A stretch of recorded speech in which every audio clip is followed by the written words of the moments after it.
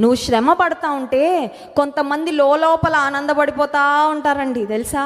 కొన్నిసార్లు లోపల పాపం ఆనందాన్ని దాచుకోలేక మొహంలో చూపించేస్తూ ఉంటారు. అప్పుడు నీకు అర్థమైపోతుంది దే ఆర్ నాట్ రియల్. గొర్రెల్లా ఉన్నారు కానీ తోడెళ్ళే వీళ్ళని నీకు అర్థమైపోద్ది. నా యొక్క వెల్ విషర్స్గా కనబడుతున్నారు కానీ నా వెల్ విషర్స్ కాదు. నా మేలు కోరుతున్నట్లు యాక్షన్ చేస్తున్నారు కానీ బట్ ఇన్ రియాలిటీ వాళ్ళు నా వెల్ విషర్స్ కాదు అని నీ శ్రమలో నీ అసలు సిసలైన స్నేహితులని దేవుడు బయటకి తీసుకొస్తాడు.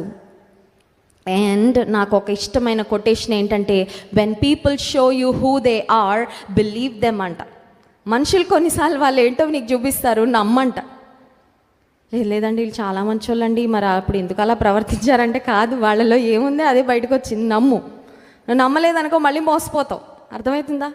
నువ్వు నమ్మకుండా మళ్ళీ నువ్వు గట్టిగా పట్టుకున్నావంటే ఆ తప్పుడు స్నేహితులని నీకు నమ్మక ద్రోహం ఖచ్చితంగా